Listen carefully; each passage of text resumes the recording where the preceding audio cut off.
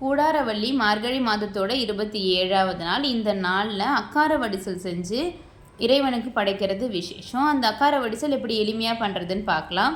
இதில் தான் நான் மெஷர் பண்ண போகிறேன். மெஷரிங் கப் எனக்கு இது தான். இந்த கப்பில் 1 கப் அளவுக்கு பச்சரிசி எடுத்துக்கிறேன். பச்சரிசி எந்த கப்பில் எடுக்கிறோமோ அதே கப்பில் 1/4 கப் அளவுக்கு பாசி பருப்பு எடுத்துக்கணும்.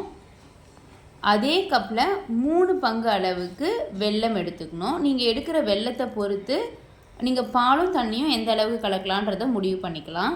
பால் ஒரு 5 கப் அளவுக்கு தேவைப்படும். உங்களுக்கு வெள்ளைப்பாகு எடுக்க போகிறீங்கன்னா 1 கப் அளவுக்கு தண்ணியும் தேவைப்படும். 1 கப் நெய், கை தாராளமாக முந்திரியும் திராட்சையும் எடுத்துக்கலாம். முதல்ல பாசி பருப்பை நல்ல பொன்னிறம் ஆகிற வரைக்கும் வறுத்துக்கலாம். அதுக்கு பிறகு பச்சரிசியை இதில் போட்டு ஒரு சூடு வர அளவுக்கு வறுத்தா போதும். இது ரெண்டுத்தையும் தண்ணியில் நல்லா கழுவி எடுத்துக்கணும். கழுவி எடுத்ததுக்கு பிறகு அதில் நம்ம வச்சுருக்கிற பால் இருக்கு இல்லையா, அதை நம்ம சேர்த்துக்கலாம். இப்போது எனக்கு வெல்லம் சுத்தமாக இருக்கிறதுனால நான் பாலும் தண்ணியும் இதுலேயே சேர்த்துடுறேன். அப்போது 1 கப்புக்கு எனக்கு 6 கப் அளவுக்கு பாலும் தண்ணியும் கலந்துருக்கு. அது எல்லாத்தையும் கலந்து குக்கரில் ஒரு 6 விசில் நான் வச்சுருக்கேன். அதற்கு பிறகு சைடில் நெய் வச்சு முந்திரியும் திராட்சையும் நல்லா வறுத்து எடுத்துக்கிறேன்.